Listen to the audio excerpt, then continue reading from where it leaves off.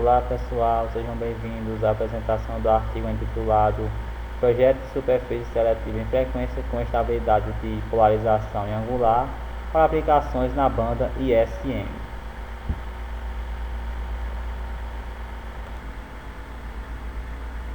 Aqui está apresentado um roteiro dessa apresentação que se divide em introdução, superfície seletiva em frequência, materiais e métodos, resultados de discussões, conclusões, agradecimentos e principais referências.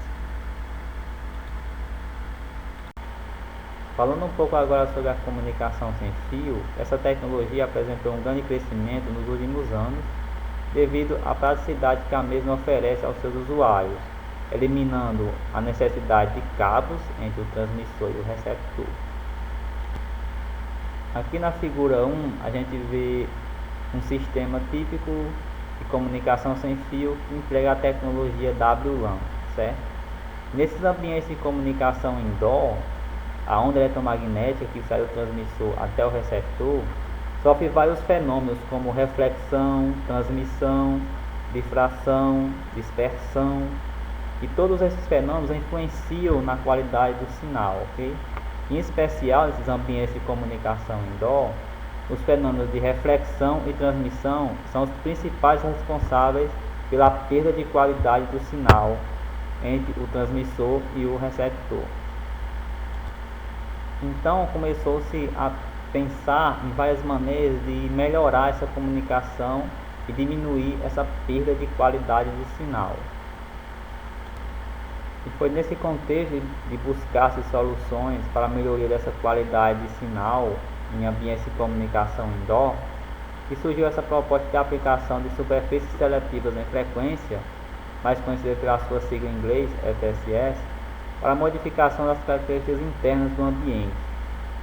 Aqui na figura 2, a gente tem uma proposta de aplicação típica, onde a gente tem uma FSS atuando como um filtro rejeita faixa, bloqueando a saída de sinal pela janela, certo? Também é comum propor-se a aplicação em papéis de parede para impedir que o sinal passe pela mesma também. E aqui a gente também tem a proposta de separação entre dois sinais WLAN, certo? WLAN 1 e WLAN 2, nos seus respectivos ambientes. Aqui a estrutura funciona como um filtro rejeita faixa, bloqueando os sinais nas frequências específicas. Como a mesma é seletiva em frequência, ela permite a passagem de sinais em outras frequências, como é o caso da comunicação mobile, certo? Onde o sinal consegue atravessar a estrutura normalmente. Então, esse trabalho tem como objetivo propor uma superfície seletiva de frequência dual band, que trabalha nos padrões I3E 811N, nas frequências de 2,4 e 5 GHz, certo?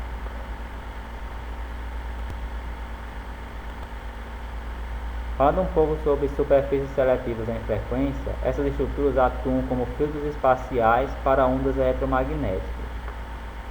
Aqui na figura 3 a gente tem o comportamento dessas estruturas. Na figura 3A a gente tem uma estrutura do tipo PET, que tem o comportamento de um filtro rejeita faixa em um dado intervalo de frequência. Aqui no eixo X a gente teria a frequência e no eixo Y a gente teria a transmissão, o coeficiente de transmissão em dB, considerando que o zero está aqui em cima. Então a gente vê que para um dado intervalo de frequência a estrutura vai atuar como um filtro rejeita faixa.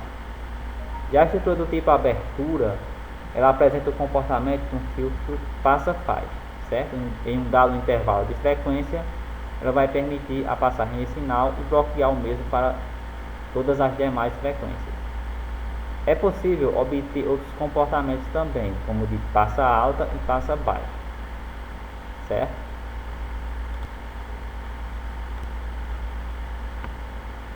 As superfícies seletivas em frequência apresentam diversos tipos de elementos, mas nesse trabalho a gente escolheu utilizar a esquilha quadrada dupla, pois a mesma apresenta um comportamento dual band. Ou seja, ela é capaz de atuar como filtro rejeita faixa em duas faixas de frequência. Aqui na figura 4 a gente tem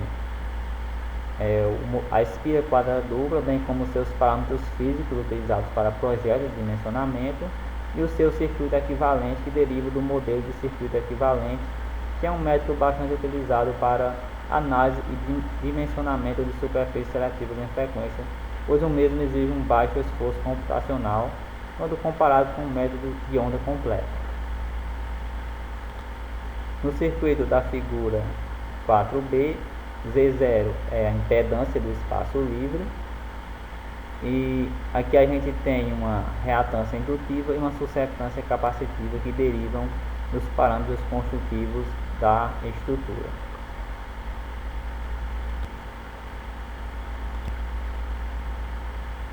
Bom, falando um pouco da parte de materiais imersos, a respeito do dimensionamento da FSS, aqui a gente tem as dimensões em milímetros obtidas a partir da aplicação de um algoritmo, considerando o seu modelo de circuito equivalente apresentado anteriormente. A estrutura apresenta duas espiras. A espira maior faz o bloqueio de sinais na frequência de 2,4 GHz e a espira menor, a espira interna, faz o bloqueio de sinais na frequência de 5 GHz. Todas as dimensões estão em milímetros.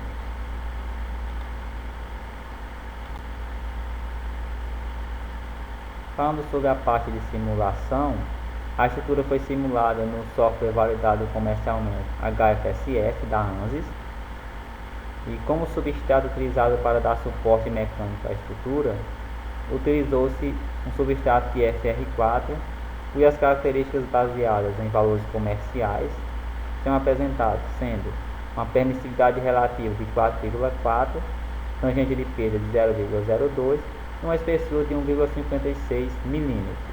A figura 6 apresenta a FSS no ambiente de simulação do software HFSS.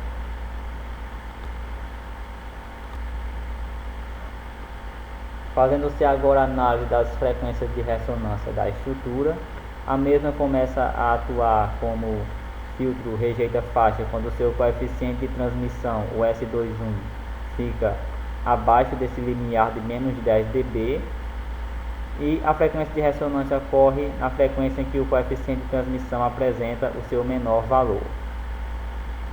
A primeira frequência de ressonância ocorreu em 2,5 GHz, no intervalo de 1,5 GHz a 3,08 GHz.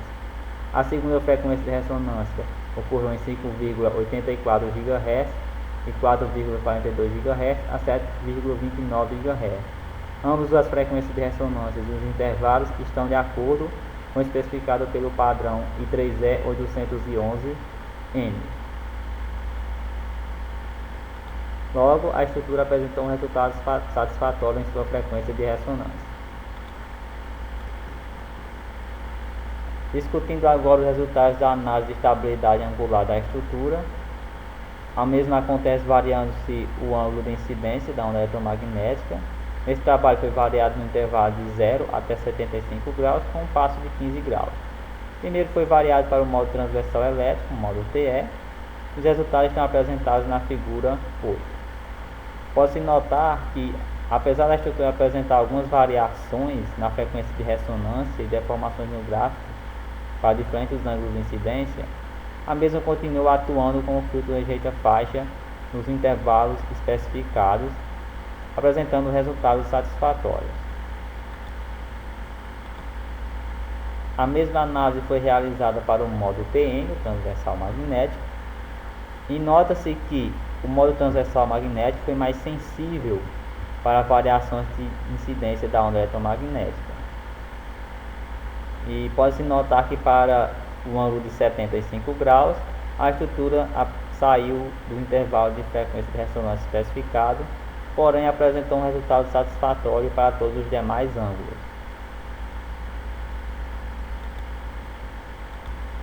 Na tabela 1 a gente tem um resumo da análise de estabilidade angular, certo? Para as duas frequências de ressonância e para os modos TE e TM. A gente tem aqui a variação máxima de acordo com o ângulo de incidência. Na frequência 2,4, a variação máxima foi de 7,02% em relação à frequência central para a incidência normal e ocorreu no ângulo de 75 graus.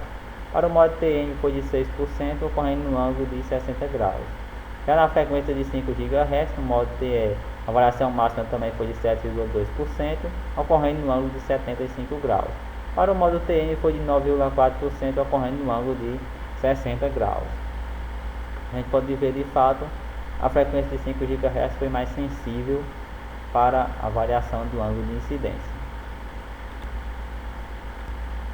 A estrutura apresentou resultados satisfatórios nas simulações para a frequência de ressonância e estabilidade angular. Como trabalhos futuros, os autores propõem a construção do protótipo para a caracterização experimental do mesmo. Os autores agradecem à Universidade Federal Rural do Semiárido, à CAPES, ao CNPq, ao Grupo de Estudo e Pesquisa em Eletromagnetismo Aplicado em Telecomunicações e ao ECOP. Aqui estão algumas principais referências utilizadas no trabalho. E muito obrigado pela sua atenção.